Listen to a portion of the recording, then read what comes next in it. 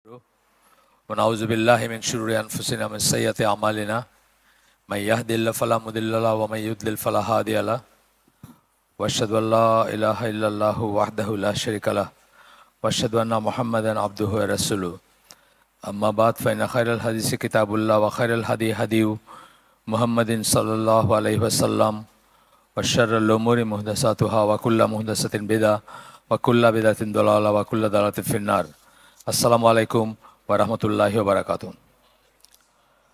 আমরা একটা বই ধরে পড়তেছিলাম, ইংরেজি নাম the authority and the importance of the Sunnah, বাংলা নাম হচ্ছে সুন্নার কর্তৃত্ব মর্যাদা। কিন্তু আমাদের হালাকার নাম আমরা হালাকা টপিক রাখছি সুন্নার কর্তৃত্ব গুরুত্ব। মর্যাদা গুরুত্ব দুইটাই আসে ইম্পর্টেন্স কথার মাঝে, কিন্তু গুরুত্বটা বোধহয় বেশি অ্যাপ্রোপ্রিয়েট, সেই জন্য আমরা হালাকাটা এই নামেই করি। এই মসজিদের যে ইউটিউব চ্যানেল আছে সেখানে আগের পর্বগুলো লাগানো আছে, আপনারা চাইলে ধারাবাহিকতার জন্য দেখতে পারেন। অত্যন্ত গুরুত্বপূর্ণ মনে করি আমরা, সেই জন্য এই বইটা ধরে আমরা পড়তেছি। এখন আমরা তৃতীয় অধ্যায়তে আছি। এই বইয়ে 7টা চ্যাপ্টার আছে টোটাল। সবচেয়ে ইম্পর্টেন্ট চ্যাপ্টারটা ছিল দ্বিতীয় অধ্যায়, গত যে চ্যাপ্টারটা ছিল লাস্ট। আর গতদিনের হালাকায় আমরা একটু করে শুরু করছিলাম তৃতীয় অধ্যায়টা, আজকে সেখান থেকেই করব। তৃতীয় অধ্যায়টার শিরোনাম হচ্ছে রাসূলের ভূমিকা সমূহ। রাসূলের তো অনেক ভূমিকা ছিল, রোল যেটাকে আমরা বলি, অনেকই ছিল ওনার। সেনাপতি হিসাবে ছিল, রাষ্ট্রনায়ক হিসাবে ছিল, বাবা হিসাবে ছিল, বা আরও গোত্রের ভিতরে গোত্রের সম্মানিত একজন হিসাবে ছিল। অনেক ধরনের রোল ছিল, হাজব্যান্ড হিসাবে রোল ছিল। কিন্তু আমরা 4টা মাত্র মেজর রোল যেগুলো আমাদের এটার সাথে সংশ্লিষ্ট সেগুলো নিয়ে পড়ব।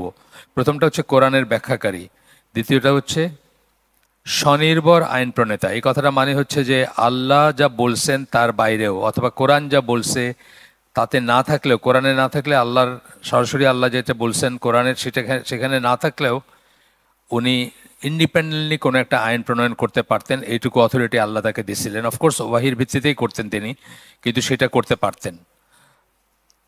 3 নম্বর হচ্ছে নিখুঁত উদাহরণ, অর্থাৎ রোল মডেল আমাদের জন্য, যেটা আমরা বলি যে আদর্শ যেটাকে বলি, বা আমাদের জন্য অনুসরণীয় যেটাকে বলি। আর 4 নম্বর হচ্ছে এমন ব্যক্তি যার আনুগত্য করতে হবে।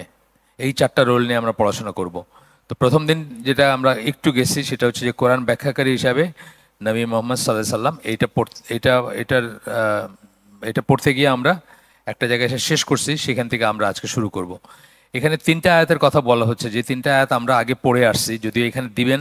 এখানে এই চ্যাপ্টারে এসে একটা আয়াত মাত্র কোট করছেন, সূরা আলে ইমরান 164 নম্বর আয়াত। আর বাকি আয়াতগুলো আমরা আগে পড়ে আসছি। একটা হচ্ছে সূরা বাকারা 151 নম্বর আয়াত এবং সূরা জুমা 2 নম্বর আয়াত। এখানে ওই যে কথাটা আসছে সেটা হচ্ছে যে কিতাব ওয়া হিকমা, এই কথাটা আসছে।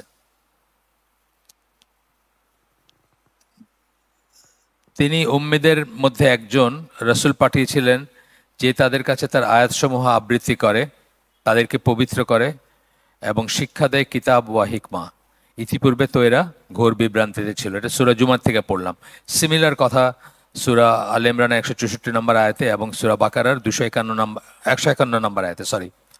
তো এখানে যেটা আছে আলে ইমরানেরটা, এখানে এই জায়গায় এসে আলে ইমরানের বক্তব্যটা দিয়েছেন। এখানে মেইন কথা হচ্ছে এটা, ইয়াতলু আলাইহিম আয়াতিহি ওয়া ইউযাক্কিহিম ওয়া ইউআল্লিমুহুমুল কিতাবা ওয়াল হিকমা। এটাই হচ্ছে মেইন কথা, যে তাদেরকে কোরআন তেলাওয়াত করে শোনাইতেন আয়াত, তাদেরকে পবিত্র করতেন এবং তাদেরকে কিতাব ও হিকমা শিক্ষা দিতেন। এই কথাটা হচ্ছে মেইন, বা দেন এখানে অবশ্য আপনার প্রেজেন্ট টেন্সে আছে, দেন আছে, কিন্তু বা দে সেটা আছে। বাংলায় যেটা বলতেছেন, আল্লাহ মুমিনদের প্রতি অবশ্যই অনুগ্রহ করেছেন, তিনি তাদের নিজেদের মাঝ থেকে তাদের কাছে রসুল প্রেরণ করেছেন, যে তার আয়াতসমূহ তাদের কাছে তেলাওয়াত করে। প্রথমটা হচ্ছে তেলাওয়াত করা, দ্বিতীয়টা হচ্ছে তাদেরকে পরিশুদ্ধ করে, তৃতীয়টা হচ্ছে তাদেরকে কিতাব এবং হিকমা শিক্ষা দেন। কিতাব হচ্ছে কোরআন, হিকমা হচ্ছে সুন্নাহ। এটা আমরা পড়ে আসছি আগে, নতুন করে আর ব্যাখ্যা করব না, যারা ছিলেন তারা জানেন। তো এইটাই আমরা এটা পড়তে গিয়ে এখানে শেষ করছি একটা জায়গায়।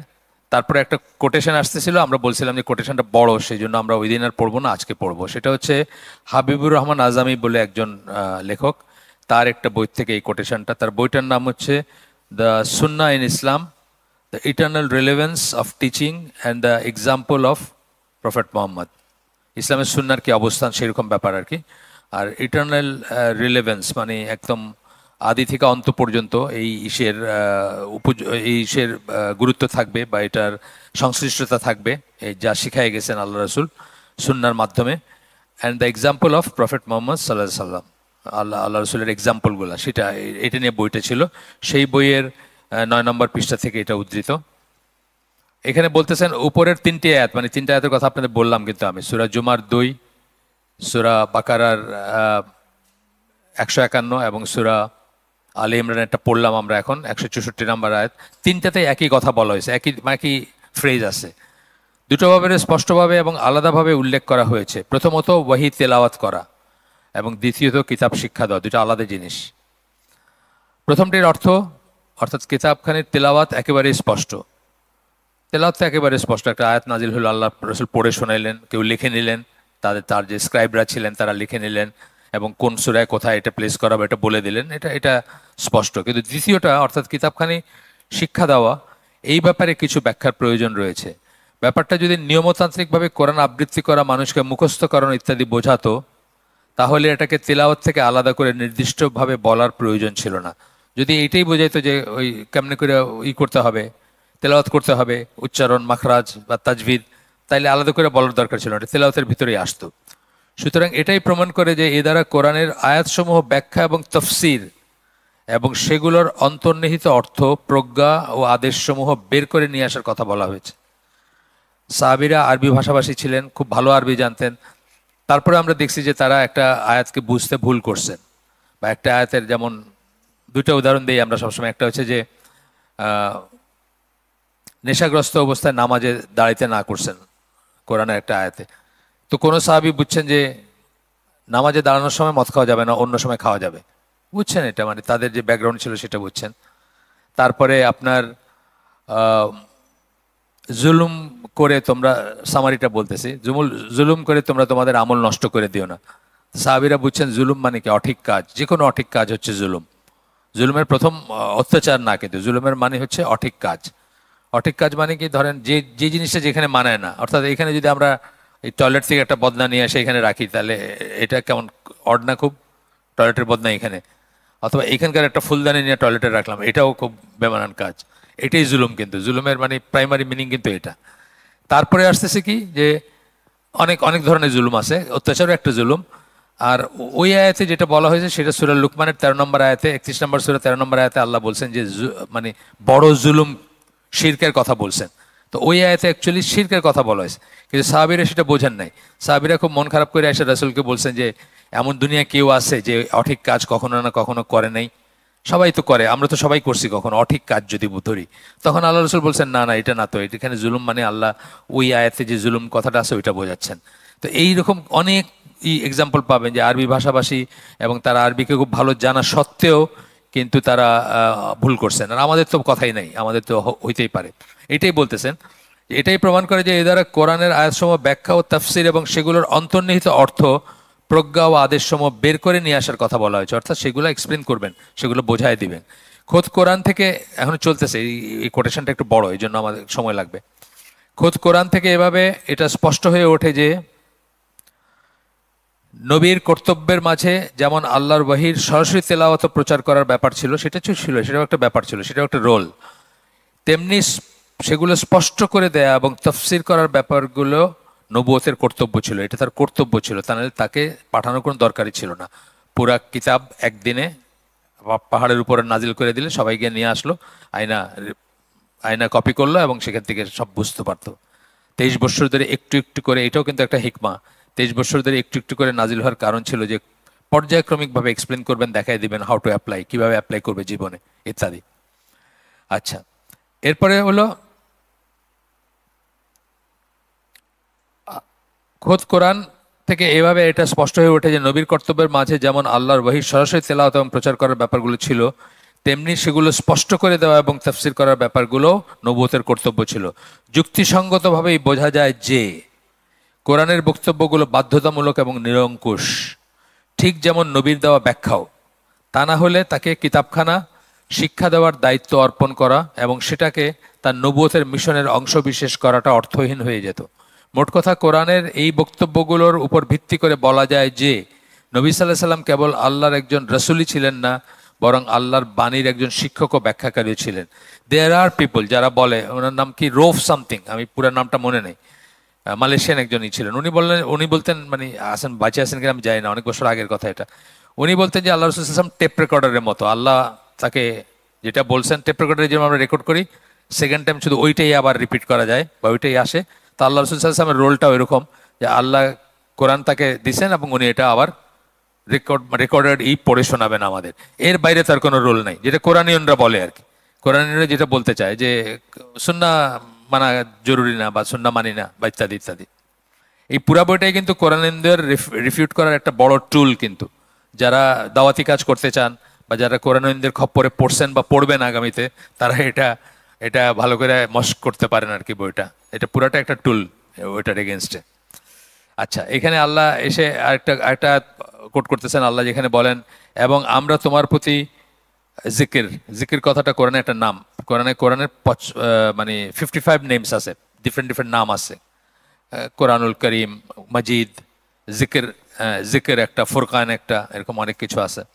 তো এখানে জিকির, এখানে আল্লাহ জিকির কথাটা ইউজ করছেন। এবং আমরা তোমার প্রতি জিকির বা স্মরণিকা নাজিল করেছি। জিকির মানে হচ্ছে রিমেম্বারেন্স, যেটা মানে স্মরণ করা, যেটাকে আমরা বলি, যাতে তুমি সমগ্র মানব জাতিকে তা বুঝিয়ে দাও এবং যা তাদের নাজিল করা হয়েছে, যেন তারা তা নিয়ে চিন্তা ভাবনা করতে পারে। বুঝাই দিতে বলতেছেন কিন্তু রাসূলকে। এটা হলো কি কথা, এখানে ইম্পর্টেন্ট কথা। এই আয়াতের উপর মন্তব্য করতে গিয়ে নাসিরউদ্দিন আলবানী বলেন, শেখ নাসিরউদ্দিন আলবানী বলেন যে এই আয়াতের দুটো অর্থ। প্রথমত, আল্লাহ রসুল যে ওয়াহি লাভ করেছেন তার কোনো কিছুই তিনি গোপন করবেন না এবং তিনি অবশ্যই তার সবটুকুই মানব জাতির কাছে পৌঁছে দেবেন, গোপন করবেন না, অথবা মানে তার কাছে নিজের কাছে রাখবেন না আর কি। সবটার মানুষকে সেই পৌঁছায় দিবেন বা বলবেন। আর দ্বিতীয় অর্থ হচ্ছে, এর অর্থ হচ্ছে এই যে কোরআনের বিস্তারিত ব্যাপারগুলো ব্যাখ্যা করা এবং কিভাবে কোরআন প্রয়োগ করতে হবে। দুইটা কথা, ব্যাখ্যা করা একটা, প্রয়োগ করতে হবে কিভাবে তা দেখিয়ে দেওয়া। যেমন ধরেন সালাতের কথাই ধরেন, জাকাতের কথা ধরেন, হজের কথা ধরেন, রোজা সিয়ামের কথা ধরেন। এগুলো প্র্যাকটিক্যালি কিভাবে, মানে কখন ইফতার করতে হবে, কখন রোজা ভাঙতে হবে, কি বলে, কখন সেহরি শেষ করতে হবে, এই সব থেকে শুরু করে সালাতের রুকু কয়টা, সেজদা কয়টা, কখন সালাম ফেরাইতে হবে, মাগরিবের নামাজ 3 রাকাত, আপনার ইশের 4 রাকাত, আসর জোহর 4 রাকাত, এই সমস্ত নিটিগ্রিটি যা কিছু আছে সবকিছু এটার আওতায় আসবে। সবকিছু এই কথার ভিতরে আসছে। এর অর্থ এই যে কোরআনের বিস্তারিত ব্যাপারগুলো ব্যাখ্যা করা এবং কিভাবে কোরআন প্রয়োগ করতে হবে তা দেখিয়ে দেওয়া আল্লাহ রসুলের কর্তব্য। এই অংশটুকু উদ্ধৃত হচ্ছে মানজালাত আস-সুন্নাহ ফিল ইসলাম, মোহাম্মদ নাসিরউদ্দিন আলবানী। ওনার জানেন তো আপনার 208টা কিতাব আছে ওনার, তার ভিতরে একটা বই এটা আর কি, মানে এই পার্টিকুলার এটা। স্পষ্টতই আল্লাহ তার রসুলের উপর কোরআনের ব্যাখ্যা করার এই বোঝা চাপিয়ে দিতেন না যদি তিনি নবীকে কোরআন ব্যাখ্যা করার প্রয়োজনীয় জ্ঞান না করতেন। এটাও কিন্তু খুব ইম্পর্টেন্ট একটা বুঝ, যে এটার প্রয়োজনীয় জ্ঞানটা তার ছিল, না হলে তার উপর এই বার্ডেন দেওয়ার কোনো মানে হয় না। উনি তো উম্মি ছিলেন, উনি পড়াশোনা করছেন, বিশাল রিসার্চ, ডিপ রিসার্চ করছেন, ভলিউমস আফটার ভলিউম বই নিয়ে বসছেন, এমন কোনো দলিল নাই। তো তার মানে কি, তাকে বোঝায় দেওয়া হয়েছে, জ্ঞান দেওয়া হয়েছে, কি বলবেন সেটা। এবং সেই জিনিসগুলো দেওয়া হয়েছে কিসে?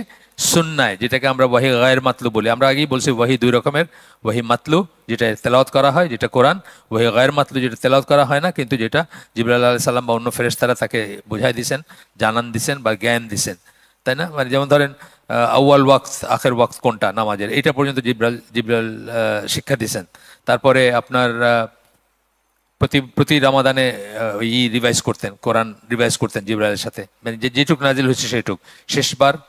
তার লাইফের শেষ রামাদানে 2 বার রিভাইজ করছেন ওইটা। তো এই জিনিসগুলো কি, এই জিনিসগুলো মানে আল্লাহ জ্ঞান দিচ্ছেন, এগুলো উনি জানতেন না, এগুলো উনি জানার ব্যাপার ছিল না। তো এটাই। অন্যথায় সমগ্র এর আগের আয়াতটাতে আমরা একটা লাইন পড়ছি, সমগ্র মানব জাতিকে তা বুঝিয়ে দাও, এই কথাটা আছে সূরা নাহলের 44 নম্বর আয়াত, যেটা পড়ছি। আবার পড়ি, এবং আমরা তোমার প্রতি এই জিকির নাজিল করেছি যাতে তুমি সমগ্র মানব জাতিকে তা বুঝিয়ে দাও, যা তাদের জন্য যা তাদের জন্য নাজিল করা হয়েছে, যেন তারা তা নিয়ে চিন্তা ভাবনা করতে পারে। তাহলে এই কথা বলা হইতো না যে সমগ্র মানব জাতিকে বোঝায় দাও। লিন্নাস কথাটা বলছে, লিন্নাস কথাটা বলাতে মানব জাতি চলে আসছে, শুধু মুসলিম বা লিল মুসলিম বা মুমিন এরকম ভাবে বলেন না আর কি, লিন্নাস বলছেন। সমগ্র সমগ্র মানব জাতি চলে আসছে এটার ভিতরে। এখানে বলছিলাম আগে, কার মেমোরি টেস্ট হয়ে যাক একটু, যে আল্লাহ রসুল সাল্লাল্লাহু আলাইহি ওয়াসাল্লাম যে সকল নবীদের, সকল জাতির প্রতি নবী, এটার একটা আয়াতের রেফারেন্স বলছিলাম এইখানে একটা হালাকাতে বলছিলাম। কোরআনের একটা আয়াতে এটা দলিল যে আল্লাহ রসুল সব মানুষের জন্য, সকল মানুষের জন্য নবী, সকল জাতির জন্য বলছিলাম। কিন্তু আমি এখানে সূরা আরাফ 158 নম্বর আয়াত দেখে নিন পরে, ওইটা হচ্ছে একটা দলিল। আর রাসূলের একটা হাদিস আছে যেটা একটা দলিল, যেখানে উনি বলেন যে আমাকে 5টা জিনিস দেওয়া হয়েছে যা আমার আগে আর কোনো নবীকে দেওয়া হয় নাই। তার একটা হচ্ছে আমি অন্যান্য নবীরা তাদের সম্প্রদায় বা তাদের জাতির প্রতি প্রেরিত, আমি সমগ্র মানব জাতির জন্য নবী। এটা কিন্তু একটা এক্সেপশন আর কি। তার এটার কোরআনের এই দলিল হচ্ছে সূরা আরাফ 158 নম্বর আয়াত। আচ্ছা, এখানে আমি বলছিলাম, বলে জিজ্ঞেসও করছিলাম, এক একজন বোধহয় বলছিলেন, উত্তরও দিয়েছিলেন কেউ বোধহয়, মনে পড়ে না আমার ঠিক, কিন্তু বলছিলাম এটা শিওর এখানে। আচ্ছা, এরপরে বলতেছেন, এইটা গেল, এই লাইনে কথা বললেন। তারপরে বলতেছেন নবী যখন বলেছেন অথবা কোনো কাজ করেছেন, কোনো কথা বলেছেন অথবা কোনো কাজ করেছেন, তিনি তখন কোরআন প্রয়োগ করছিলেন এবং তা ব্যাখ্যা করছিলেন। এই জন্যই আয়েশা রাদিয়াল্লাহু আনহা বলছেন যে উনি, তার চরিত্র হচ্ছে কোরআন, বা ওইখান থেকে স্কলাররা বলেন যে উনি হচ্ছেন ওয়াকিং কোরআন, মানে হেঁটে চলা কোরআন। কোরআনকে ধারণ করছেন উনি ওনার জীবনে, এবং উনি হেঁটে চলা কোরআন। এই কথাটা মিনিং হচ্ছে যে কোরআনকে ধারণ করছেন, প্রয়োগ করছেন, দেখাই দিচ্ছেন সেটা। আচ্ছা, এই কর্ম সমাধা করার উদ্দেশ্যে আল্লাহ তাকে যে জ্ঞান দান করেছিলেন সেই অনুযায়ী আল্লাহ তাকে জ্ঞান দান করছেন, সেটা ওয়াহির ব্যাখ্যাকারী হিসেবে তার যে ভূমিকা সেটা পালন করতে গিয়েই তিনি তা করেছিলেন। সুতরাং যখনই আল্লাহ রসুল কোনো আয়াত ব্যাখ্যা করছিলেন বা প্রয়োগ করছিলেন, সেই ব্যাখ্যা বা প্রয়োগের ভিত্তি ছিল ওই আয়াত নাজিল করার পেছনে আল্লাহর যে উদ্দেশ্য ছিল সেটা। প্রত্যেকটা আয়াত নাজিলের পিছনে আল্লাহ একটা উদ্দেশ্য আছে না, সেই অনুযায়ী উনি ব্যাখ্যা করছেন। যেমন ওইটাতে বললেন যে না না, এখানে এখানে জুলুম মানে এই জুলুম না, এখানে জুলুম মানে ওইটা, ওই আয়াতে যে জুলুম বলা হয়েছে শিরকের কথা, তার মানে কি এই জ্ঞানটাটুকু তাকে দেওয়া হয়েছে যে এখানে এটা না, ওইটা মেন করা হচ্ছে। আচ্ছা, এরপরে বলতেছেন, সেটা জানেন নবী সাল্লাল্লাহু আলাইহি ওয়াসাল্লামকে আল্লাহ সে ব্যাপারে আগেই অবহিত করেছিলেন। এরপরে কিয়ামার একটা আয়াত আসতেছে যেখানে আল্লাহ বলতেছেন ওহী আয়াত্ত করার জন্য তুমি তাড়াহুড়া করে তোমার জিহ্বা সঞ্চালন করো না, এটা সংরক্ষণ ও পড়ানোর দায়িত্ব আমাদেরই। মানে কি আল্লাহ এই ব্যাপারটা আল্লাহ শুধু ওয়ার্ডিংটা দিয়ে ছেড়ে দেন নাই, এটার মানে কি, এটার ব্যাখ্যা কি, এই সব জ্ঞান দেওয়া হয়েছে তাকে। সুতরাং আমরা যখন তা পাঠ করি, তুমি সেই পাঠের অনুসরণ করো, পেছনে পেছনে যাও আর কি। অনুসরণ করা মানে পেছনে পেছনে, তেলাওয়াতের একটা মিনিং কিন্তু পেছনে পেছনে যাওয়া, অনুসরণ করা। অতঃপর এর বিশদ ব্যাখ্যার দায়িত্ব আমাদেরই, ব্যাখ্যা আমরা দিয়ে দিব, তোমাকে জানাই দিব অথবা জানাই দিছি, দুইটাই হইতে পারে, মানে আগেও জানাই দিতে পারে অথবা জানাই দিব। আচ্ছা, এরপরে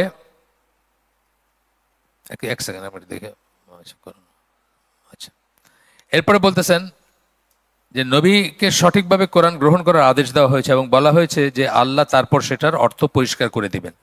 প্রথমে সুন্দর খেয়াল করে শুনতে বলা হচ্ছে, উনি মানে পুরাটুকু আয়ত্ত করার জন্য হয়তো তাড়াহুড়া করতেন বা করছেন কখনো, সেই জন্য তাকে মানে সাবধান করে দেওয়া হচ্ছে। প্রথমে তার কাছে পরিষ্কার দেওয়া হবে এবং তারপরে তার মাধ্যমে বাকি মানব জাতির কাছে তা ব্যাখ্যা করা হবে। যদি ব্যাখ্যা করার থাকে, আইদার আগে করছেন ব্যাখ্যা বা আগে অর্থটা বলছেন বা পারপাসটা বলছেন, অথবা পরে পারপাসটা বলবেন, এবং যেটা বলবেন সেটা পরে প্রথমে রসুলকে জানাবেন, রসুল সেটা সব মানুষকে জানাই দিবেন। কেউ যদি আল্লাহর ব্যাখ্যা ও কোরআনের প্রয়োগ সম্বন্ধে জানতে চায় তবে তাকে রসুলের সুন্নাহ স্বর্ণপূর্ণ হতে হবে। এটা হচ্ছে এই বইয়ের কি কথা হচ্ছে, এটা যে কোরআন বুঝতে হলে, ইসলাম বুঝতে হলে রসুলের ব্যাখ্যা স্বর্ণাপন্ন হইতে হবে। তাহলে আমরা কি বলি, আমরা এই বইয়ের প্রপোজিশন হচ্ছে কি, নো সুন্না নো ইসলাম। সুন্না নাই, ইসলাম নাই, সুন্না নাই, সালাত নাই, সুন্না নাই, হজ নাই, সুন্না নাই, জাকাত নাই, কোনোটাই আপনি করতে পারবেন না যদি সুন্না আপনি টোটালি অস্বীকার করেন। এই যে সকালে মানে এইটা নিয়ে বিভ্রান্তি আসে না, কখন ইফতার করবেন, কোথায় পাই আমরা, এসে গেলে পাই। শিয়ারা কি করে এই ব্যাপারে, শিয়ারা কোরআনের এই যে রাত্রি পর্যন্ত, এই রাত্রি পর্যন্ত করে আরো 17 মিনিট পরে ইফতার করে, আমরা যখন করি তার 17 মিনিট পরে করে। রাত্রি পর্যন্ত বলা হয়েছে দীঘা। রাত্রি পর্যন্ত বলতে কি বোঝানো হয়েছে সবচেয়ে ভালো কে জানবেন, আল্লাহ রসুল জানবেন। আমি আপনারা বললাম যে আমার মসজিদের দিকে পৌঁছায় দেন, গাড়িতে একটা গাড়িতে বললাম যে আমার মসজিদ সিদ্দিকে পৌঁছায় দেন, তার মানে কি সে সিদ্দিকের ভিতরে ঢুকাই দিবে আমারে? তা তো না, গেটে নামাই দিবে, তাই না? তাহলে রাত্রির শুরুটা কোথায়? রাত্রি শুরু হলো মাগরিবে। তো রাত্রি পর্যন্ত বলতে আল্লাহ কি বুঝেছেন এটা রাসূল সবচেয়ে ভালো জানতেন না? যখনই আপনি ওইটা ফলো না করে নিজের মন গড়া এসে যাবেন তখনই আপনি বিভ্রান্ত হবেন। এটা বললেন না তারা শিয়ারা আপনার অজুর ব্যাপারে বিভ্রান্ত না, পা মাসে করে, ওরা পা ধয় না। ওই মাসে করার সাথে ওই একটা অর্ডারে বলতে গিয়া এমনভাবে মনে হইতে পারে যে আগের মাসে করার সাথে এটা হইতেছে, তা না কিন্তু ব্যাপারটা। আল্লাহ রসুল তাহলে আমরা কোথায় যাব? এটা কিভাবে বুঝবো? বুঝতে গেলে মেইন জায়গা কোথায়? রসুল কিভাবে অজু করছেন, রসুলের অজুর ব্যাখ্যা আছে না, বিবরণ আছে না, সেখান থেকে আমরা জানবো উনি কি করছেন, কোনটার পরে কি করছেন।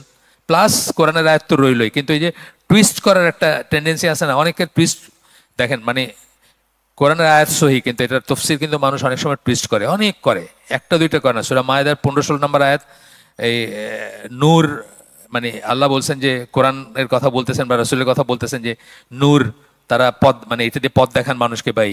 এখান থেকে কিন্তু যারা ওই মাজারপন্থী অন্য আছে না, তারা বলে যে আল্লাহ রসুল নূরের তৈরি। 15-16 নম্বর আয়াতে কালকেই পড়লাম, কোথায় জানি 15-16 নম্বর আয়াতে বলে এটা নূরের তৈরি। টুইস্ট করা, যে আয়াতটা মাযহাবের বিরুদ্ধে সবচেয়ে স্ট্রং আয়াত, সূরা নিসার 59 নম্বর আয়াত, সেই আয়াতটা ইউজ করে কিন্তু বই লেখা হয়েছে মাযহাব কি ও কেন, মাযহাবের পক্ষে। তার মানে আপনার মাইন্ডসেটটা যদি আপনার ঠিক না করেন, রাসূল কি বোঝাইছেন, এটার আসবাব কি, সাবাব কি, কোন অবস্থায় নাজিল হয়েছে, এগুলো যদি আপনি কেয়ার না করেন, তা আপনি যে কোনো কিছুকে টুইস্ট করে আপনার মন মতো ভাবে দেখাইতে পারবেন। যেভাবে আপনি বলেন যে আল্লাহর পথে বাইর হওয়া মানে হচ্ছে লোটা বদনা নিয়ে বাইর হয়ে যাওয়া। আল্লাহর পথে বাইর হওয়া, সাহাবীরা মাত্র দুইটা জিনিস বুঝতেন, একটা হচ্ছে জিহাদের জন্য বের হওয়া, আর হলো হজের জার্নিতে যাওয়া। কিন্তু 1400 বছর পরে আজকে আপনার যদি এই কথাটা এখানে বসে শোনেন যে আল্লাহর পথে বের হওয়া, আপনার মাথায় প্রথমে কি আসবে? যে আপনি চিল্লা দিতে যাইতেছেন, তাই না? আমরা শুনতে শুনতে এটা অভ্যস্ত হয়ে গেছি না, আমরা এটাই মনে করবো। আমি কিন্তু এটাই মনে করতাম সবসময়, আল্লাহর পথে বাইরে মানে চিল্লা দিতে যাওয়া। কিন্তু সাহাবীরা কি বুঝছেন? তো কোরআনের আয়াত ঠিকই আছে, কিন্তু আপনার টুইস্ট করতেছেন, টুইস্ট করে আপনার যেটা শুট করে ওইটাকে আপনি করতেছেন। এটা কিন্তু পুরো একটা বই আছে আমাদের, যেটা আমরা অন্য হালাকায় করতেছি এখন, কোরআন অধ্যয়নের সঠিক পন্থা বইটার নাম। কোরআন অধ্যয়ন বলছেন, কোরআন তেলাওয়াতের বলেন নাই। কোরআন অধ্যয়নের সঠিক পন্থা, how to understand, how to approach, কোন মাইন্ডসেট নিয়ে কোরআনের কাছে যাবেন। আগের থেকে আপনি ধরে নিলেন যে তুমি যাই কও বাবা, আমার কিন্তু এইটাই, আমি আল্লাহ রসুল নূরের তৈরি। তারপরে আপনি সূরা মায়েদার 15-16 নম্বর আয়াতের কাছে গেলেন, গিয়ে বলেন এই দেখেন লেখা আছে নূর বলা হয়েছে রসুলকে, নূর বলা হয়েছে রসুলকে অথবা কোরআনকে অথবা দুইটাকেই। এটা নিয়ে স্কলারদের ভিতর বিতর্ক আছে। যেটাই বলা হোক না কেন, নূরের তৈরি তো বলা হয় না। নূর বলার মানে কি, মানে আলো দেখায়, পথ দেখায় আপনাকে, কিন্তু আপনার টুইস্ট করে ওটা এই দেখো এখানে লেখা আছে বাস রাসূল নূরের তৈরি। এইসব আর কি আমাদের দুর্ভাগ্য সেটা। তো যাই হোক, যেখানে আমরা শেষ করলাম, রসুলের সুন্নাহ শরণাপন্ন হতে হবে। তারপরে ভূমিকা সম্পর্ক, তাহলে রসুলের ভূমিকার সময় একটি যে তাকে মানব জাতির কাছে কোরআন ব্যাখ্যা করতে হবে, এইটাই আসতেছে। আমরা প্রথম ভূমিকাটা বললাম না, প্রথম এইটা বললাম, কোরআনের ব্যাখ্যাকারী, প্রথম রোলটা তার কোরআনের ব্যাখ্যাকারী। এই প্রথম রোলের ভিতরে আমরা আরো কিছু জিনিস পড়ব।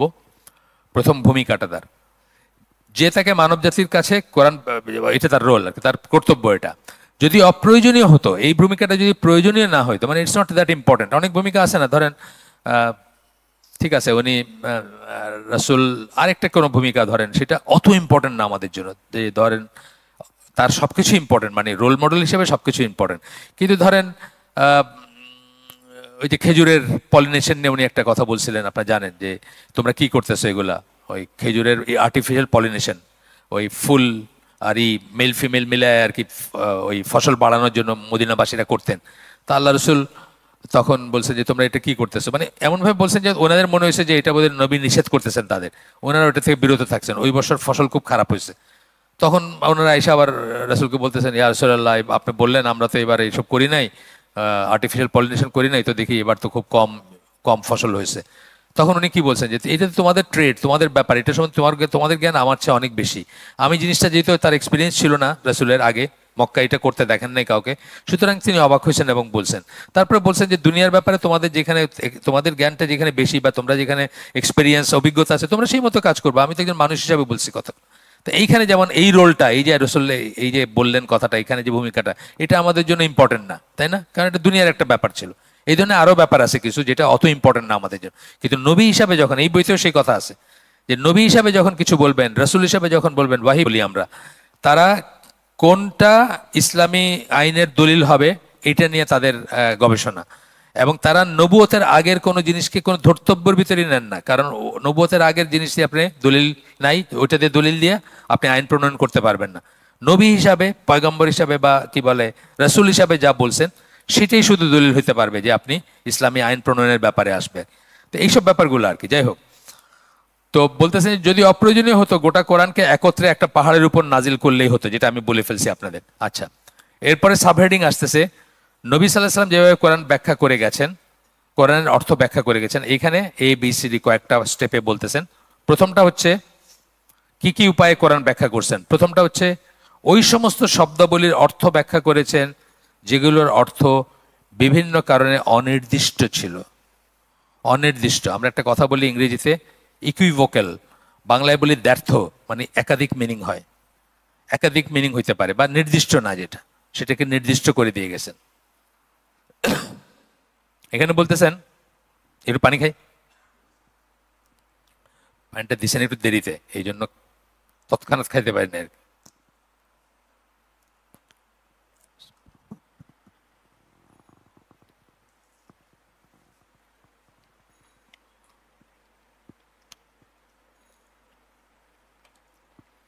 এখানে আমরা দেখব ইনশাআল্লাহ কোন অর্থটা বোঝানো হয়েছে, কোন একটা একটা শব্দের কোন অর্থটা বোঝানো হয়েছে, সেক্ষেত্রে ঠিক কোন অর্থ, আচ্ছা কোন অর্থ বোঝানো হয়েছে তা জানার জন্য একমাত্র উপায় হচ্ছে যার কাছে কিতাবখানি নাজিল হয়েছিল এবং যাকে কিতাবখানির জ্ঞান দেওয়া হয়েছিল এবং কোরআন ব্যাখ্যা করা যার পালনীয় ভূমিকা ছিল সবকটা নবীর, সেই নবীর শরণাপন্ন হওয়া কোনো একটা শব্দর। এই জন্যই নবীর সুন্নাহ প্রিজার্ভ করা এত ইম্পর্টেন্ট, কারণ এখন আর এই কথাটা জিজ্ঞেস করার জায়গা নাই। তো আমরা কি জিজ্ঞেস করতে পারবো যে ইয়া রাসূলুল্লাহ এটার মানে কি? এই জন্যই তার সুন্নাহটা প্রিজার্ভ করা এত জরুরি, যে ঠিক কি বলে গেছেন উনি, কার কাছে বলে গেছেন, যিনি জিজ্ঞেস করছিলেন তাকে কি বলছেন, অনেক উদাহরণ আছে এটার। আলবানি এমন অনেক পরিস্থিতির উদাহরণ দেন, নাসিরুদ্দিন আলবানি, যখন খোদ সাহাবীরা কোরআনের কোনো একটি আয়াতের উদ্দেশ্য ও অর্থ বুঝতে পারেননি, যেটা আমি আগে বললাম সাহাবীরা বুঝেন নাই। এটাও আলবানির একই বই থেকে 10 পৃষ্ঠা থেকে 7 থেকে 10 পৃষ্ঠা থেকে উদ্ধৃত এই কথাগুলা। এখানে আসতেছেন, আমি যে আয়াতটার কথা বলে ফেলছি আপনাদের, সূরা আল আনাম 82 নম্বর আয়াত, যারা ঈমান এনেছে ও যারা ঈমানকে জুলুম দ্বারা কলুষিত করেনি, জুলুম দ্বারা কলুষিত করেনি, নিরাপত্তা তাদেরই। তাহলে যারা জুলুম করছে তাদের নিরাপত্তা নাই, এটা বোঝা যাচ্ছে এই আয়াতে। আর তারাই হেদায়েত প্রাপ্ত। তাইলে যারা জুলুম করে নাই কেবল তারাই হেদায়েত প্রাপ্ত এবং তাদের জন্য নিরাপত্তা। আর জুলুম যারা করছে তাদের তো এই যে বলতেছেন যে তাদের কলুষিত করছে জুলুম দ্বারা, তাদের নিরাপত্তা নাই, তাদের হেদায়েতও নাই, এটাই মনে হচ্ছে, তাই না? জুলুম শব্দের একটি ব্যাপক অর্থ, সাহাবীরা জুলুম শব্দের একটা ব্যাপক অর্থ বুঝেছিলেন, যার মাঝে সকল ধরনের অঠিক কর্মকাণ্ড ছিল, যত অঠিক কাজ যেগুলো বললাম আমরা আর কি। তাই তারা প্রশ্ন উত্থাপন করেছিলেন যে এমন কে আছে যে কিনা কোনো না কোনো ধরনের অঠিক কাজের দোষে দোষী নয়। আমরা সবাই করছি কখনো কখনো অঠিক, এখনো করতেছি, অঠিক কাজ করি আমরা। তারা আল্লাহর রাসূলকে এই সম্পর্কে জিজ্ঞেস করলেন এবং তিনি তাদের বললেন যে এই আয়াতের মর্মার্থ তারা যেমন ভাবছেন তেমন নয়। তিনি তাদের বললেন যে এই আয়াতে জুলুম দিয়ে সুনির্দিষ্টভাবে আল্লাহর সাথে কাউকে শরিক করাকে বোঝাচ্ছে। এবং এই প্রসঙ্গে তিনি কোরআনের সূরা লুকমানের 13 নম্বর আয়াত উদ্ধৃত করলেন। 13 নম্বর আয়াতে আল্লাহ বলছেন যে নিশ্চয়ই শিরক করা জুলুম, হ্যাঁ, জুলমুন আজিম, বড় জুলুম, শিরক করা বড় জুলুম, নিশ্চয়ই শিরক করা জুলুম। 31 নম্বর সূরা 13 নম্বর আয়াত। এটা যেমন একটা উদাহরণ আমরা পাই, আগে আলোচনা করে ফেলছি, কিন্তু এটা একটা উদাহরণ। এরপর আরেকটা আয়াত বলতেছেন, তোমরা যে দেশ বিদেশে সফর করবে তখন যদি তোমাদের আশঙ্কা হয় যে কাফিররা তোমাদের জন্য ফিতনা সৃষ্টি করবে, তবে সালাত সংক্ষিপ্ত করলে তোমাদের দোষ নাই। এই আয়াতটা পড়লে ফার্স্ট টাইম কি মনে হয় যে শুধু যুদ্ধের সময় বোধহয় আপনার এটা কসর নামাজ পড়া যাবে, কিন্তু ব্যাপারটা তা না। একটা হিসাবে উদাহরণ দিতে গিয়ে আল্লাহ এই কথাটা বলছেন, কিন্তু সকল ট্রাভেলিংয়ে আপনি কসর পড়তে পারেন। সফরের সময় কেউ যদি আশঙ্কা করে যে ইসলামের শত্রু তাকে আক্রমণ করতে পারে, তাহলেই কেবল সে সালাত সংক্ষিপ্ত করতে পারে, এটাই মনে হবে পড়লে, এই আয়াতটা পড়লে।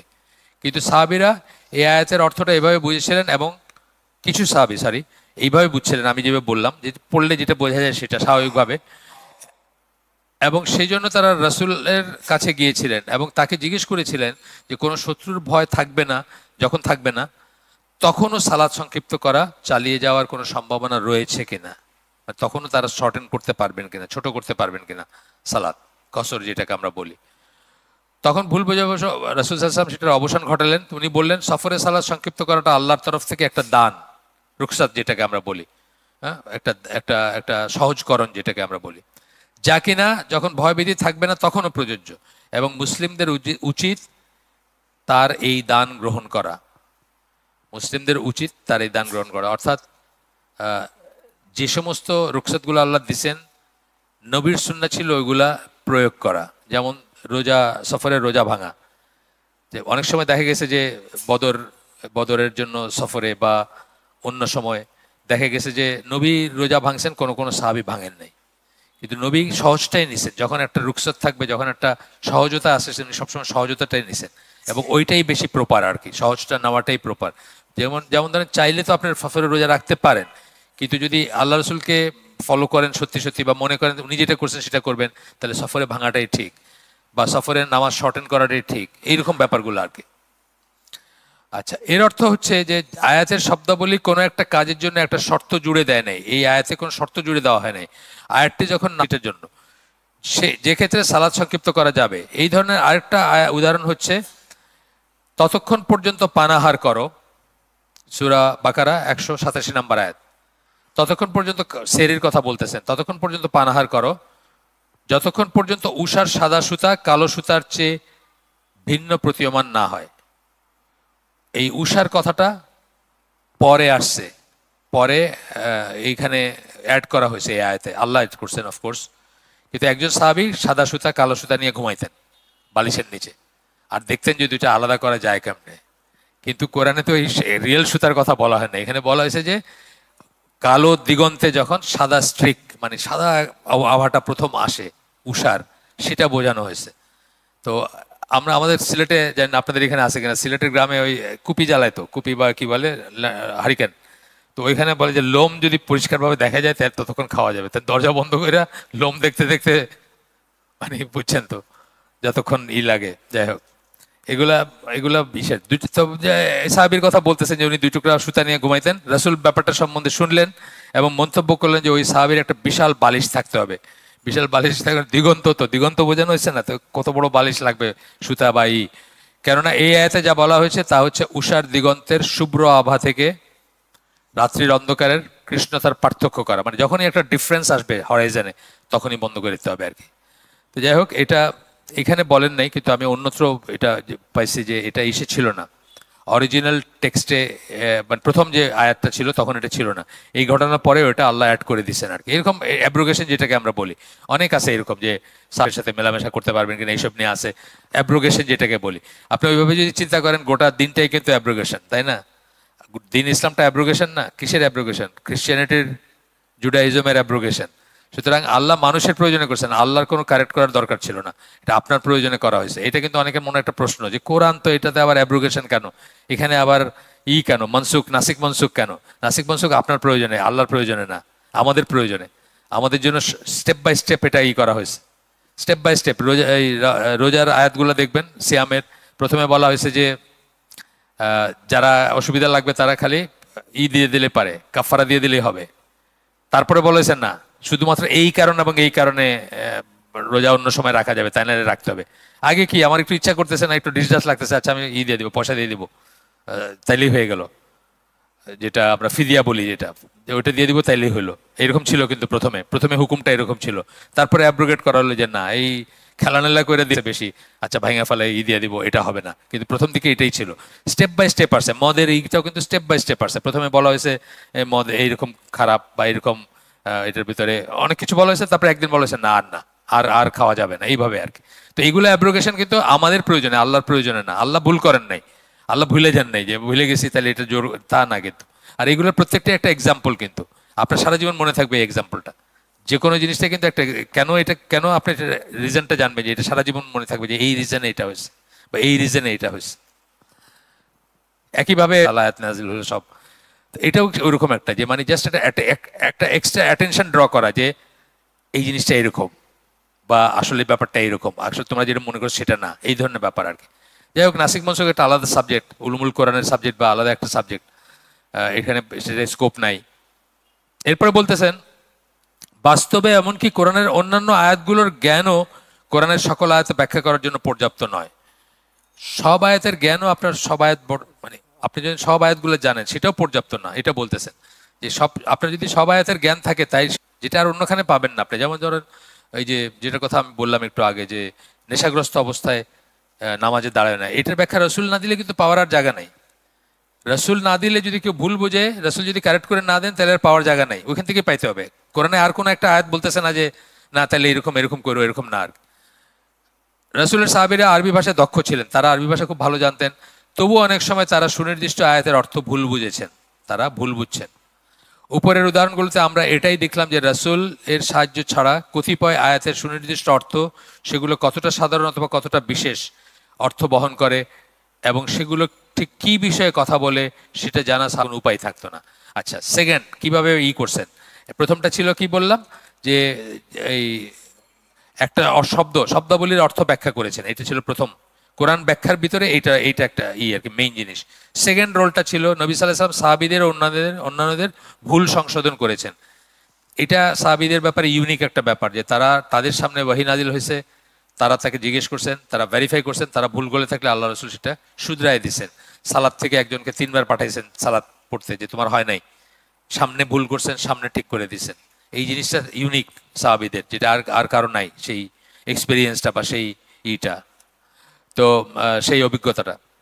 আচ্ছা, এরপরে আসতেছে ভুল সংশোধন, এটা আরেকটা আয়াত আসতেছে, হে সম্প্রদায়ের ভিতরে আসলেন মারিয়াম আলাইহিস সালাম, তখন তার মানুষজন তাকে বলল, তারা মনে করছে উনি ব্যভিচারিণী, এই করে তার মানুষ তাকে বলল। এই আয়াতটা কিন্তু বহু মানুষের ঈমান নষ্ট করার এবং ঈমান শক্ত হওয়ার একটা আয়াত, নষ্ট করারও আয়াত, শক্ত হওয়ারও আয়াত। নষ্ট করার আয়াত কেন? এই আয়াতটা দিয়ে খ্রিস্টানরা বলতে চায় যে আল্লাহ রাসূল সাল্লাল্লাহু আলাইহি সাল্লাম ইতিহাস জানতেন না, এবং ঈসা আলাইহিস সালাম এবং মুসা আলাইহিস সালামের ভিতর যে কয়েকশো বৎসরের তফাৎ, এটা জানতেন না আল্লাহ রসুল। যেই জন্য মুসার মানে ইমরান দুইজন যে আলাদা মানে মানে মুখ গুলায় ফেলছেন আর কি আল্লাহ রসুল, এটা বলতে চাই আর কি, যে মুসা আলাইহিস সালামের বোন যেহেতু বলা হচ্ছে এখানে, হারুনের বোন, তা আল্লাহ রসুল গুলায় ফেলছেন। এই কথাটা যদি আপনার মনে সামান্য জায়গা পায় তাহলে আপনার কিন্তু ইমান নষ্ট হয়ে যাবে। তার কারণ কি, এখানে কি বলা হচ্ছে? প্রথমে বলা হচ্ছে যে আল্লাহ রসুল হিস্ট্রি জানতেন না। সেকেন্ড, এটার পিছনের সেকেন্ড কথাটা কি, যে আল্লাহ রসুল কোরআন লিখছেন এবং দ্যাটস ওয়াই কোরআনে ভুল আছে, তাই না?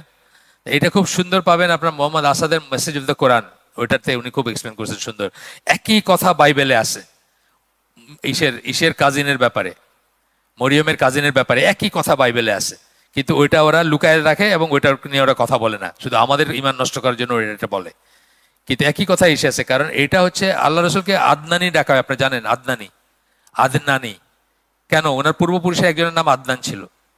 এটা সেমেটিক হিসেবে আমাদের দেশেও দেখবেন, আমাদের ফ্যামিলিতে, আমাদের বংশের দ্বারা আরফান আলীর নাতি, আরফান আলী ওই 3-4 পুরুষ 5 পুরুষ আগে একজন ছিল, উনি খুব প্রতাপশালী ছিলেন, তো তার সাথে নামটা জুড়ে দেওয়া হয়। তো এটা সেমেটিক হিসেবে খুব কমন একটা জিনিস, কিন্তু তারা কিন্তু তখনও এবং এখনো চেষ্টা করে আপনার ইমান নষ্ট করতে, এই কথা বলে।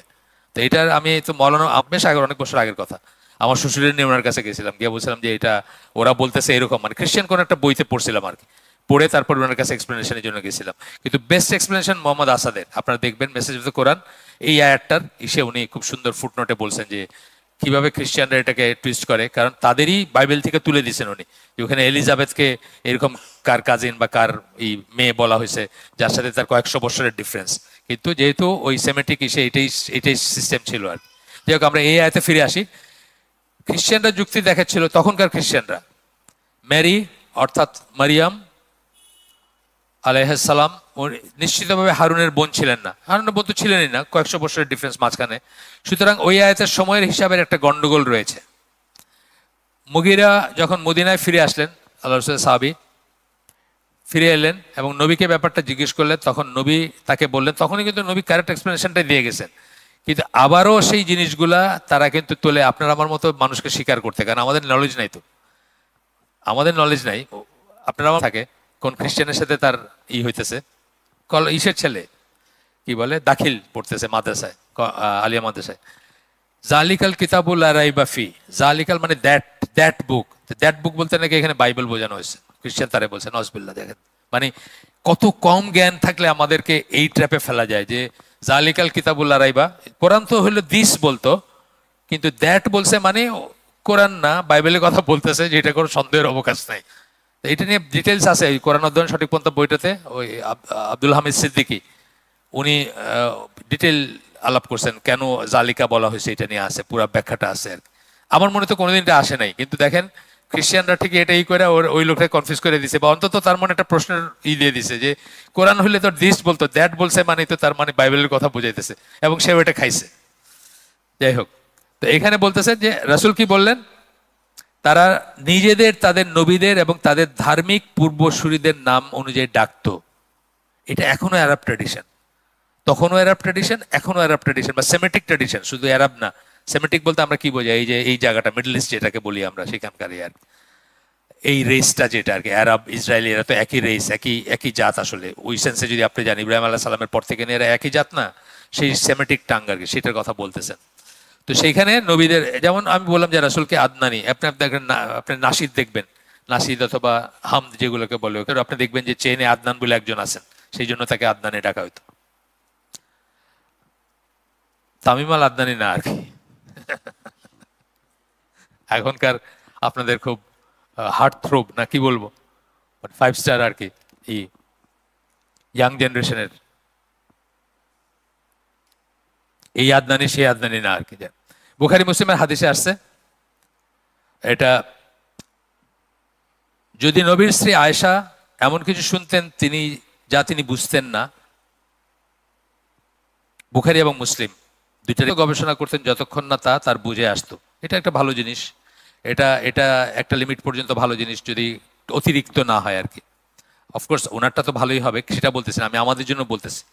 আমাদের জন্য কিন্তু কিছু একটা নিয়ে প্রশ্ন জাগা, সেটা নিয়ে পড়াশোনা করা, সেটা জ্ঞান অর্জন করা, এটা কিন্তু ভালো জিনিস। কিন্তু একজন স্কলারের কথা আমরা বলছি আপনাদেরকে, আগে মারা গেছেন উনি 2012-তে, মানে গোল্ডস্মিথ যারা সোনার কাজ করে, তারা এই যে ক্রুসিবল এরকম একটা চীনা মাটির বাটিতে ওই সোনা নিয়ে নিচে দিয়ে একটা ল্যাম্প বা দিলে, তখন সোনাটা গলে যায়, গললে খাতটা সরায় ফেলে এবং পিওর হয়ে যায় সোনাটা। তো বলতেছেন যেমন যদি বেশি বেশি সময় ধরে যদি তাপ দেয় তাহলে সোনাটা নষ্ট হয়ে যায়, পোরাস হয়ে যায়, সোনাটা একদম বাতিল হয়ে যায়, আর কোনো কাজে লাগে না। তো বলতেছেন এইভাবে অন্তরটা নষ্ট হয়ে যাবে যদি বেশি প্রশ্ন করা হয়। প্রশ্ন করবেন, প্রশ্ন আসবে, প্রশ্নের উত্তর খুঁজবেন, জ্ঞান অর্জন করবেন, কিন্তু কথায় কথায় প্রশ্ন করলে তখন কিন্তু আল্লাহ রসুলও খুব ডিসকারেজ করছেন, এবং আসলে এটা ধ্বংসের একটা রাস্তা আর কি। সবকিছু নেওয়া হবে, সে শাস্তি পাবে, হিসাব নেওয়া হইলেই শাস্তি পাবে, এটা বলছেন নবী। আয়েশা বললেন, কিন্তু আল্লাহ কি বলেননি নিশ্চয়ই তাদের একটা হালকা হিসাবের সম্মুখীন হতে হবে? আল্লাহ তো বলছেন যে হিসাবের ভিতরে সবাই যাইতে হবে, হালকা হইলেও হিসাবের ভিতরে যাইতে হবে। জেনারেলি বলতেছি, হিসাববিহীন একটা দল যাবেন জান্নাতে সেটা আলাদা, আমি জেনারেলি আপনার আমার সবার কথা বলতেছি। আমরা আশা করব, দোয়া করব যদি হইতে পারি 70,000-এর ভিতরে, কিন্তু নাও হইতে পারি আমরা। যাই হোক, তখন রাসূল বললেন সেটা হচ্ছে তাদের কর্মকাণ্ডের উপস্থাপনা, সেটা জেরা করা হবে না, তাদের কর্মকাণ্ড উপস্থাপন করা হবে যে এই করছে, এটা তার আমল নামা যেটা বলে। তবে যার কর্মকাণ্ডের বিস্তারিত হিসাব নেওয়া হবে সে ধ্বংসপ্রাপ্ত হবে, যারে বেশি ইন্টারোগেট করা হবে বা বিস্তারিত ইন্টারোগেট করবে সে মোটামুটি ভাবেই। এটা আমরা এমনিও বুঝি যে আমাদের ইন্টারভিউগুলো হয় না, যেখানে যার পরীক্ষা খুব ভালো হয়েছে তাকে কি একটা জিজ্ঞেস করলো কেমন আছেন, বাড়ি কোথায় আপনার, বা ছেড়ে দিল। আর যার ভালো হয় নাই ব্যাস 2টা 3টা 4টা প্রশ্ন। আমাদের বিশেষ করে বুঝি না আমরা, আমাদের ওরালস, আমাদের যে ওই সবশেষ পরীক্ষা একেবারে 100% করলেও যদি করে থাকেন আর কি, তাহলেও কিন্তু এখানে ফেল করাইতে পারে, এবং সে আনসারেবল না কারো কাছে কেন ফেল করাইছে।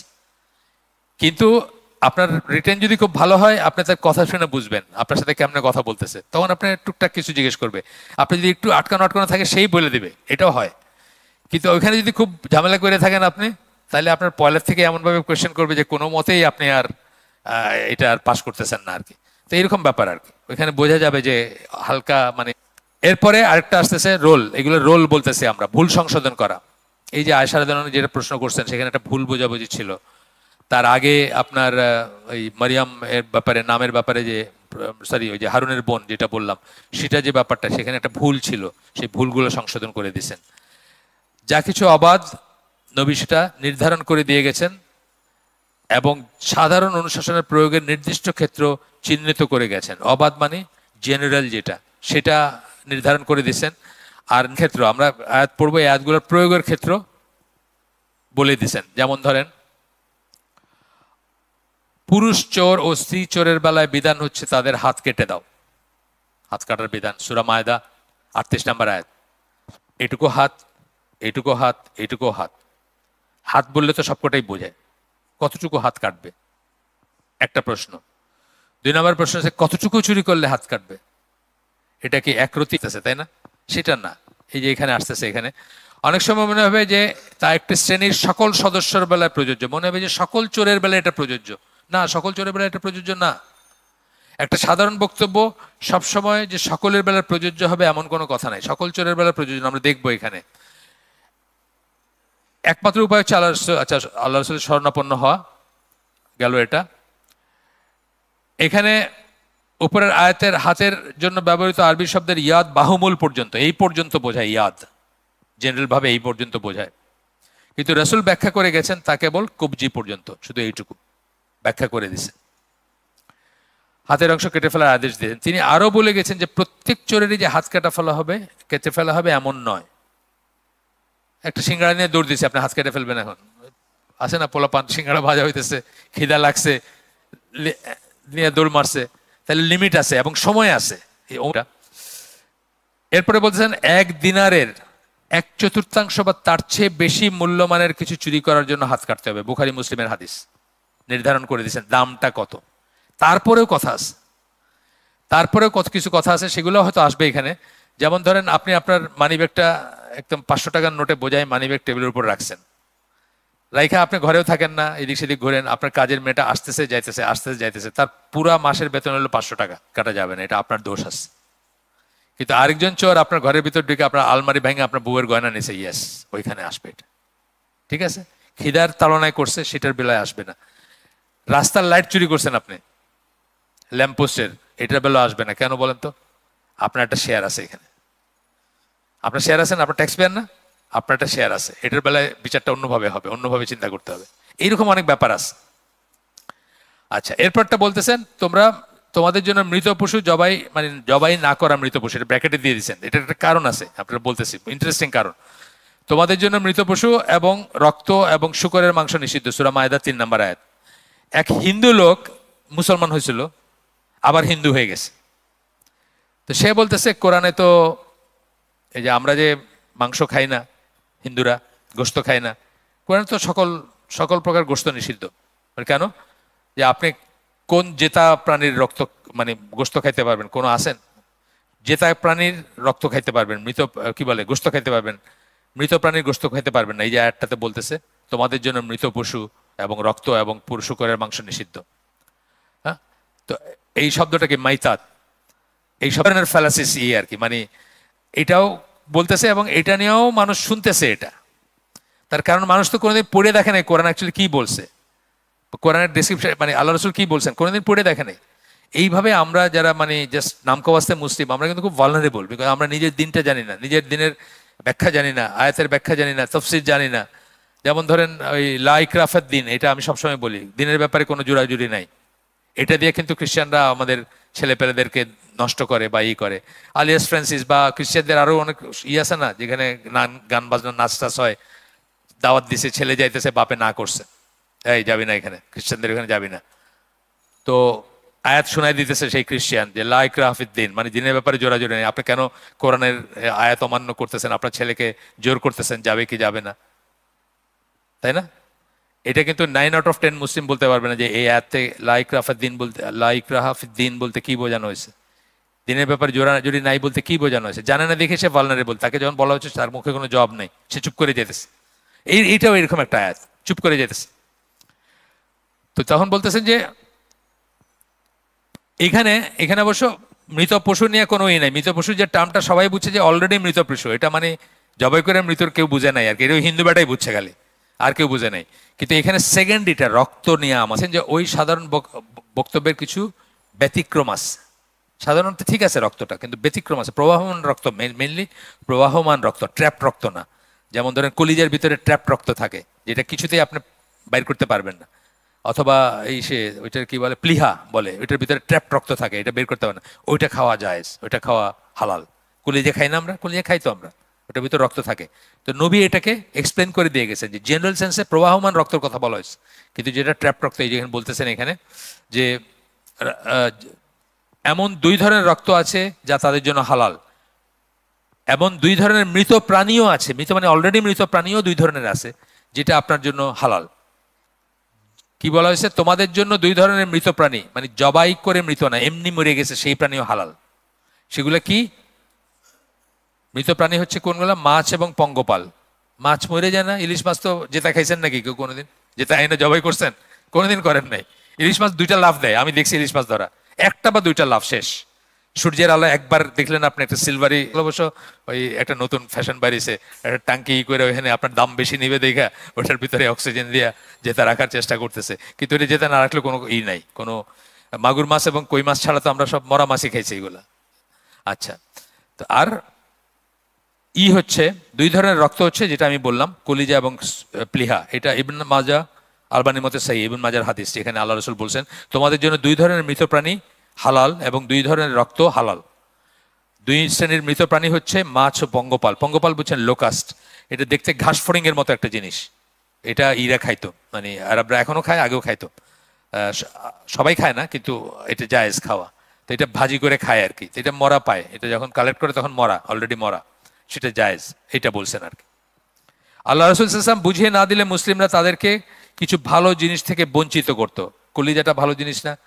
স্পেশালি যখন নিজের গরু বা নিজের সামনে, বাজারটা হয়তো অনেক সময় ডাউটফুল, কিন্তু নিজে যখন কোরবানির সময় কলিজাটা কিন্তু মানুষ শখ করেই খায়, একটা ভালো একটা খাবার, সেটিতে বঞ্চিত করতো, যা আসলে আল্লাহ তাদের জন্য হালাল করে দিয়েছেন। অথচ আল্লাহ কিন্তু এটা হালাল করেছেন। মাছ থেকে বঞ্চিত করতেন আপনি, সমস্ত মাছ খাইতে পারতেন না যদি এক্সপ্লেন করে না দিতেন। এরপরে একটা আয়াত আসতেছে সূরা আল আনাম, আমি শেষ করে দিব ইনশাআল্লাহ 10 মিনিট আগে, বা 8টার 10 মিনিট আগে রাফলি। আমরা 7টার 10 মিনিট আগে, রাফলি 10 মিনিট আগে শুরু করছি, এই জন্য 10 মিনিট আগে শেষ করে দেব। বহমান রক্ত, বয়ে চলা রক্ত, যেটা মানে জবাই করলে যে রক্তটা আসে, শুকরের মাংস ছাড়া কিছুই হারাম পায়নি। এটা হচ্ছে আল আনাম 145 নম্বর আয়াত। আগেরটা ছিল, আগেরটা যেটা মৃত প্রাণী, ওইটা ছিল মায়েদা, সূরা মায়েদা 3 নম্বর আয়াত, ফেমাস আয়াত, ওইটাতে অনেক কথা আছে, তার ভিতরে এই কথাটাও ছিল। তো বলতেছেন যে কিন্তু এছাড়াও অন্য ধরনের খাদ্য নিষিদ্ধ করে গেছেন আল্লাহ রসুল সাল্লাল্লাহু আলাইহি ওয়াসাল্লাম, অন্য খাবার কিন্তু নিষিদ্ধ করে গেছেন। যেমন ডোমেস্টিকেটেড গাধার মাংস, ডোমেস্টিকেটেড গাধা মানে গৃহপালিত গাধা, এটার মাংস কিন্তু আল্লাহ রসুল হারাম করে দিয়েছেন।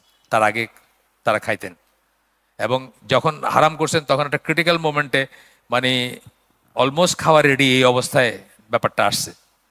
একটা আফসোস হইতেই পারতো মানুষের ভিতরে যে আমরা খাওয়ার পরে কইলেই হয়তো, মানে মদের ব্যাপারে আছে না যে আমরা হইলে কি করতাম, যে একটু এটে গিলে লই গলায় যেটা আছে, তারপরে থেকে খাবো না। কিন্তু সাহাবীরা কি করছেন, ওইটা পর্যন্ত করে ফেলে দিছেন, মুখ থেকে বের করে দিচ্ছেন, মানে এটাই করেন না যে আচ্ছা এইটাই শেষ, এটাই খায় নেই।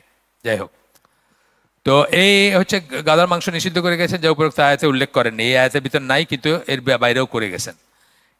আরেকটা রোল আল্লাহ রসুলের, মানে ওই কোরআন ব্যাখ্যার ভিতরে একটা আসতেছে, কোরআনের কোন আয়াতগুলো মানসুখ তার নবী চিহ্নিত করেছেন। এটা খুব ইম্পর্টেন্ট, কিন্তু নাসিক মানসুখ এটা নিয়ে অলমোস্ট সব আয়াতই ঠিক আছে, 2-1টা আয়াত নিয়ে কনফিউশন আছে, বা সবাই এগ্রি করেন না, করেন কেউ কেউ অস্বীকার করেন, কিন্তু অস্বীকার করার কোনো উপায় নেই। সূরা মুজাদালা, ওইখানে পরপর 2টা আয়াত আছে, একটা আয়াত আরেকটা আয়াতকে অ্যাব্রোগেট করছে, যে আল্লাহ রসুলের সাথে দেখা করতে হলে ওই সাদাকা দিতে হবে। পরের আয়াতেই বলা হয়েছে যে না, এটা জরুরি না। প্রথমটাতে মনে হবে এটা ফরজ, পরটাতে জরুরি, মানে এটা আসলে একটা ডিটারেন্ট ছিল, একটা একটা ডিসকারেজ করা ছিল, যে কোনো কিছু নিয়ে সাহাবীরা অনেক সময় চলে যেতেন। অনেক সাহাবী, আমরা কি করি, এখানে একজন আলেম যখন বসেন, তখন মঞ্জুরুল্লাহ যখন আসেন, প্রথমে আমি একটা প্রশ্ন করলাম, তারপরে লেজ লেজ লেজ লেজ বাড়তে থাকে, খালি সম্পূরক প্রশ্ন খালি বাড়তে থাকে না, মানে প্রশ্ন করতে দিলে কিন্তু মানুষ করতেই থাকবে, যারা বিশেষ করে যারা কনফিউজড মানুষ। তো সাহাবীদের ভিতরে কিছু হয়তো এরকম ছিলেন, তারা অনেক প্রশ্ন করতেন, এইটা কমানোর জন্য আল্লাহ রসুলও ডিসকারেজ করেছেন, আল্লাহ সেটা ডিসকারেজ করার জন্য এটা করছিলেন, যেটা সাদাকা দিয়ে নেওয়া আগে, তাহলে মানুষ সিরিয়াসলি চিন্তা করবে যে যেটা দরকার সেটাই করবে, তার বাইরে কিছু আলফল কথা বলবেন না, বা ওনারা যে বলতেন আমি সেটা বলতেছি না, কিন্তু আমি বলছি লেস ইম্পর্টেন্ট কথাগুলো বলবেন না আর কি, মোর ইম্পর্টেন্ট গুলো বলতেন, যেই জন্য আল্লাহ রসুল তাদেরকে বলছেন যে বেশি প্রশ্ন করো না, তাহলে তোমরা কিন্তু ইহুদিদের মতো হয়ে যাবা। তারা তাদের লাইফ ডিফিকাল্ট করে দিয়েছিল বেশি প্রশ্ন করে, তোমরা বেশি প্রশ্ন করো না, সামারিটা এরকম আর কি। এটার আমল করতে পারছিলেন একজন সাহাবী শুধু, আলী রাদিয়াল্লাহু আনহু, আর কেউ আমল করার আগে এটা অ্যাব্রোগেটেড হয়ে গেছে, মনসুখ হয়ে গেছে সেই নিয়মটা, হুকুমটা। এটা মনসুখ নাসিক সব আমাদের জন্য, এটা কিন্তু মনে রাখবেন, তা নাহলে আপনার খটকা লাগবে যে আল্লাহ কি ভুল করেন নাকি যে ই করে আবার শুদ্ধ করেন, সেটা যেন মনে না আসে। উলুমুল কোরআনে বইতে পাবেন নাসিক মনসুখের লিস্ট পাবেন, বা কেন কেন কোনটা করা হয়েছে, কখন কোনটা করা হয়েছে, সেগুলো পাবেন। যাই হোক, ইমাম শাফি বলছেন কিতাবের বেশিরভাগ নাসিক আয়াত আজকে বাতিল করেছে ব্র্যাকেটে, কেবল নবীর সুন্নাহ থেকে জানা যায়। ইমাম শাফি বলতেছেন বাস্তবে ওই ধরনের জ্ঞান কেবল নবী সাল্লাল্লাহু আলাইহি ওয়াসাল্লামের কাছ থেকে লাভ করার কথা, যিনি ওয়াহি এবং তার ব্যাখ্যা দুটোই লাভ করেছিলেন। কেননা তা না হলে জীবদ্দশায় কারো এই কথা নিশ্চিতভাবে দাবি করার উপায় ছিল না যে একটি আয়াত অন্য আরেক বলার বা বলার, বা কোনটা কোনটার উপরে প্রেসিডেন্স নেয় সেটা বলার। খুব খুব ক্লাসিক একটা উদাহরণ হচ্ছে আপনার সূরা আনফালের দুটো আয়াত। একটাতে ওই যে 10 গুণ যদি হয় কাফেররা, তবুও পৃষ্ঠ প্রদর্শন করবেন না, আপনি দাঁড়ায় থাকবেন আর কি, এরকম সেন্সটা আসে জিহাদের ময়দানে। তারপরে আসছে যে 2 গুণ, 2 গুণ মানে আপনার আপনার যদি আপনি যদি হাফ হন, তারা 1000 আছে, আপনার 500 হইলেও আপনাকে তাদেরকে ফেস করতে হবে, যুদ্ধ করতে হবে তাদের সাথে। এই 10 ভাগের 1 ভাগ থেকে 2 ভাগের 1 ভাগ আসছে কেন? মানুষ বাড়ছে ইসলামে, মানুষের ইমানের কোয়ালিটিটা কমছে। বদর সাহাবীরা সবাই না, তারপরে অনেক মানুষ যুক্ত হয়েছে না ইসলামের সাথে, তখন তাদের ইমানের লেভেলটা কমছে। তখন তাদের জন্য তাদের সেই শক্তি, সেই সাহস, সেই ইমানের সেই বল বা সেই নিশ্চয়তা নাই যে 10 জনের এগেনস্টে একজন দাঁড়ায় করবে। যদিও অনেক যুদ্ধে তারপরেও করছে, ধরেন ইয়ারমুকের যুদ্ধে রাফলি ধরা হয় যে এরকমই ছিল, 10 ভাগের 1 ভাগই ছিল, 3,30,000 এরকম বলা হয় রাফলি আর কি। তারপরে এদিক হইতে পারে, অনেক যুদ্ধেই খুব কম কম সংখ্যকই ছিলেন তারা, কিন্তু তারপরেও এটা ডিমান্ড না, এটা মাস্ট না আর কি। আপনি করতে পারেন সেটা, আপনি যদি করেন করলেন, কিন্তু এটা মাস্ট না। এই জন্য জিহাদের যে শর্তগুলো দেওয়া হয় তার ভেতর প্রধান শর্তের একটা হচ্ছে অ্যাটলিস্ট হাফ থাকতে হবে, আপনার হাফ স্ট্রেংথ থাকতে হবে যার সাথে আপনি যুদ্ধ করবেন। ওদের 50টা বিমান থাকলে আপনার 25টা থাকতে হবে, ওদের 100টা ট্যাঙ্ক থাকলে আপনার 50টা থাকতে হবে, অ্যাটলিস্ট হাফ থাকতে হবে। এটা তাদের বিরুদ্ধে তোমাদের মধ্য থেকে 4 জন সাক্ষী তলব করবে, যদি তারা সাক্ষ্য দেয় তাদেরকে গৃহে অবরুদ্ধ করবে, যে পর্যন্ত না তাদের মৃত্যু হয় অথবা আল্লাহ তাদের জন্য ব্যবস্থা করেন। এটা ছিল প্রথমে বিধান। মেয়েদের ব্যভিচারে যদি ধরা পড়ে, তাহলে সাক্ষ্য করবে, 4 জন সাক্ষী তলব করবেন। যদি তারা সাক্ষ্য দেয় যে হ্যাঁ ব্যভিচারী, তখন তাদেরকে মানে মেয়েদেরকে গৃহে অবরুদ্ধ করবে মৃত্যু পর্যন্ত। সূরা নিসার 15 নম্বর আয়াত। উপরের এই আয়াতটি সূরা নূরের 2 নম্বর আয়াত কর্তৃক মনসুখ হয়ে যায়। সূরা নূরের 2 নম্বর আয়াত আসলো এবং এটাকে মনসুখ করে দিল, এই আয়াতটার প্রযোজ্য থাকলো না। নিম্নলিখিত বাক্যের মাধ্যমে নবী তা ব্যাখ্যা করে গেছেন। এই একটা বাক্য পড়বো আমরা, মুসলিমের হাদিস, এটার ভিতর দিয়ে এটাই শেষ আমার, এই হাদিসটা শেষ করে আমরা শেষ করে দিব আজকে। একটু দেখি তো, হ্যাঁ শেষ করে দিব, কারণ আমি ওই সাব পয়েন্টগুলো আরো অনেক কটা আছে, পারবো না শেষ করতে, এটা করেই শেষ করে দিব। তোমরা আমার কাছে জেনে নাও, আল্লাহ রসুল বলতেছেন, মুসলিমের হাদিস, তোমরা আমার কাছে জেনে নাও আল্লাহ তাদের জন্য একটা উপায় বাতলে দিয়েছেন। কাদের জন্য? ওই সব মেয়েদের জন্য। এই যে আয়াতের লাস্টে বলছিলেন অথবা আল্লাহ তাদের জন্য ব্যবস্থা করে দেন, যতক্ষণ পর্যন্ত না, তার মানে something was going to come, এর পরে আল্লাহ সেটা নির্দেশ দিবেন। সেটা আল্লাহ দিছেন কিসের মাধ্যমে? ওয়াহির মাধ্যমে দিছেন। সেই ওয়াহির মাধ্যমে মানে ওয়াহি গায়ের মাতলু, মানে রাসূলকে জানাই দিছেন যে এইটা করো এখন, সুতরাং ওইটা বাদ হয়ে গেল। এটা আরেকটা প্রমাণ হচ্ছে যে সুন্নাহ কোরআনের আয়াতকে মনসুখ করতে পারে। সুন্নাহ দ্বারা মনসুখ, কোরআন আয়াত দিয়ে মনসুখ হইতে পারে, কিন্তু সুন্নাহ দ্বারাও মনসুখ হইতে পারে। যদি আল্লাহ রসুল বলেন যে না এখন থেকে এই বিধানটা করা, সেটা দিয়েও হইতে পারে। ব্যাপারটা